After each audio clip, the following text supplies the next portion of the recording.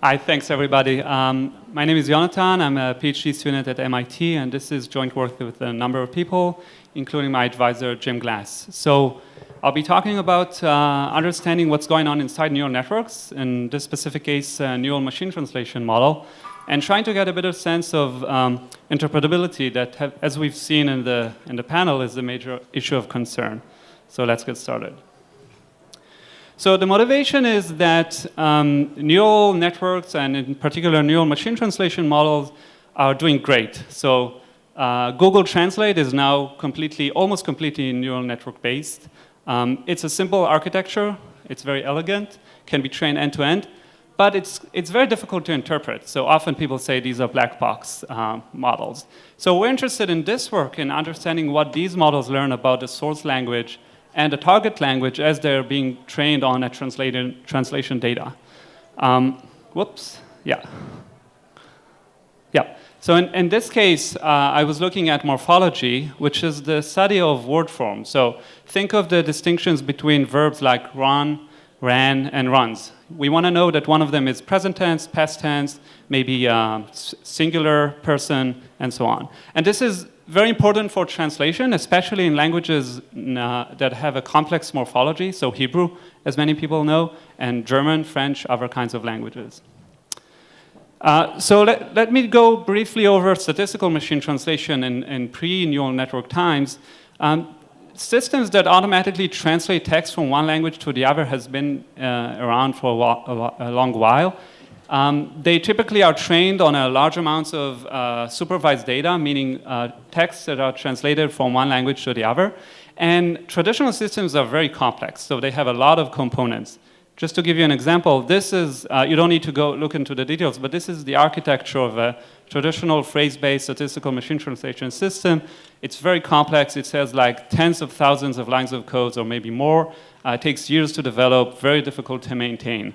So this thing has been around for a couple decades, and up until recently, this was state-of-the-art. So in contrast, neural network models for machine translation are much simpler. They take the input text, they encode it into a vector representation of the text, and then they decode this vector representation into the target language text. Graphically, this looks something like this. So at the bottom, we have a sentence in a foreign language, in this case, Spanish, and every word is represented as a vector. So these ovals there are representing vectors. The vectors go word by word into a recurrent neural network. In this case, it's an LSTM. If that tells you something, great. If not, don't worry about it. This recurrent neural network spits out a vector representation of a word at each point in the sentence. And the last vector of the sentence is representing the entire meaning of the sentence, at which point it goes into a decoder. So at that top, we start decoding this vector into the target language, again, word by word. So Mary did not slap, and so on, until we hit the sign stop, and then we stop.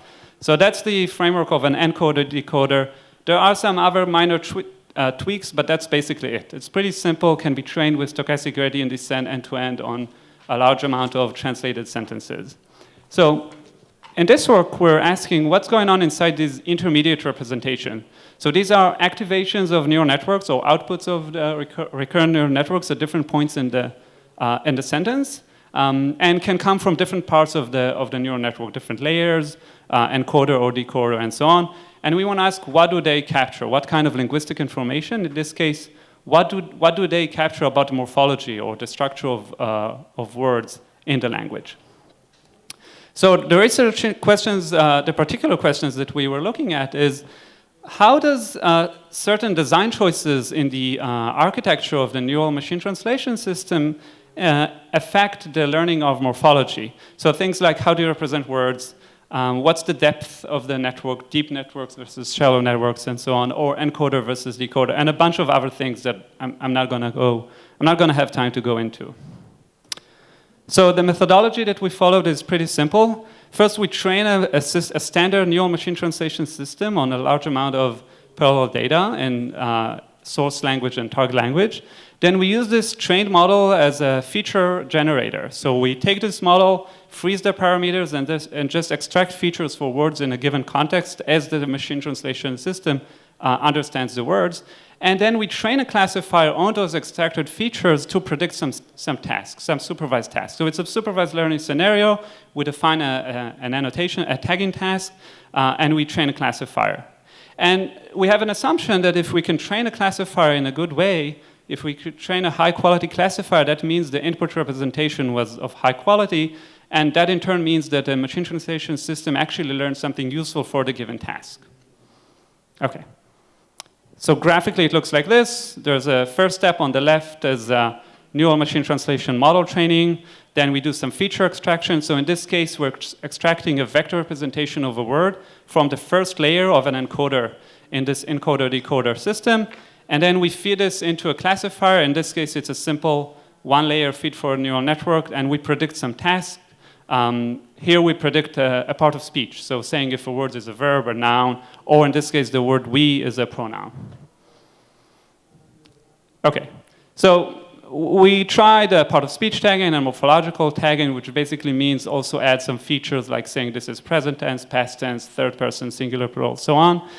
In a bunch of languages where we try to take languages that have a rich morphology, so complex languages like Arabic, Hebrew, German, French, with English and other pairs. All right, so let's look at the effect of the word representation. So far I've only said that words are represented as vectors. These are word embeddings, if you know them. That's a problematic assumption because you just know for every word in vocabulary you have a vector. But words that share some kind of structure between them, you don't know anything about their relatedness. So a word like running, which is actually made of run and this ing, you just don't know that it's made of run. So people sometimes use character-based representations where you can take a character embedding or a character vector, feed this into some other little neural network that's embedded in the bigger neural network and spit out a word representation that is character-aware. So we go through this process, we get a vector representation for a word that knows something about the characters, and then we continue in the encoder-decoder machine translation model as before. So we were interested to seeing, hey, do these character-based representations learn better morphology inside these machine translation systems? And it turns out they do. So on the left here, you see the accuracy for part of speech tagging, so here higher is better. And you can see that character-based is much better than word-based. And this also corresponds to translation accuracy. So on the right is blue. It's a measure for translation performance. Again, higher is better.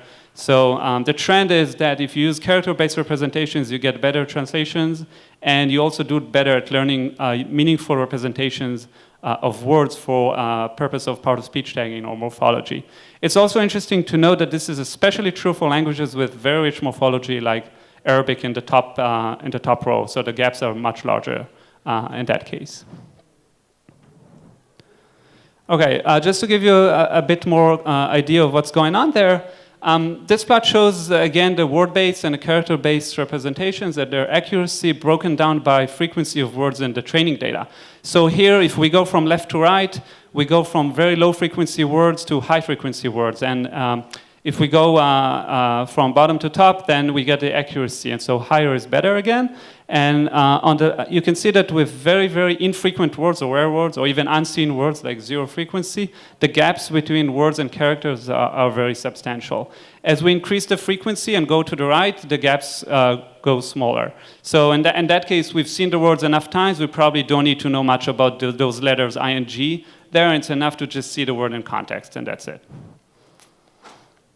Okay, the next factor of the architecture that I want to show is what happens in different layers. So some of these machine translation systems are pretty deep. So Google Translate, for example, has 8 layers of encoder-decoder in their production system as we speak.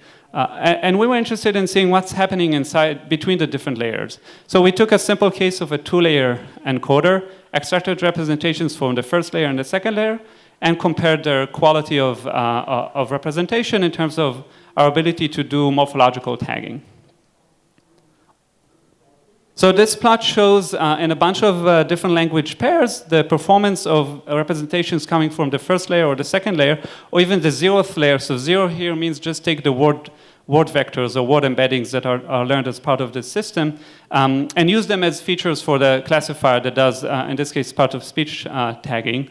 And the trend you can see here is that layer 1 is actually better than layer 0. That's pretty reasonable. Layer 0 is just a word vector with no context. Layer 1 has seen some context as it goes on the sentence. So it makes sense that it will do better. The surprising part is that layer 1 is better than layer 2. So usually you think deeper is better, right? More layers, you do better. But in this case, actually, that's not the case. And this is in contrast to translation performance. So you need a lot of layers or multiple layers to do well on translation, but you don't learn as much about part of speech tagging or morphology. And the reason we think is that in the lower layers, you learn mostly local information. Things that you only need local context. So saying if a word is a verb or a noun, you don't need much context to do that. But in the upper layers, you learn more about the meaning of the sentence and semantics. And in that case, you need to kind of go deeper and get more context. And I have some more results on that are not here. But if someone is interested, I'm happy to talk about it later. OK. So to conclude, we saw that the encoder learns pretty good representations for morphology. And I haven't mentioned it, but the numbers we get are pretty good overall. So if you compare them to state-of-the-art models for this task, we're not trying to beat them or anything, but it shows that the translation system is learning very useful representations. I have a few more results in the paper. So if you're interested, let me know, and I can point you to them. Unfortunately, it seems like we don't have time for questions, but thanks for listening.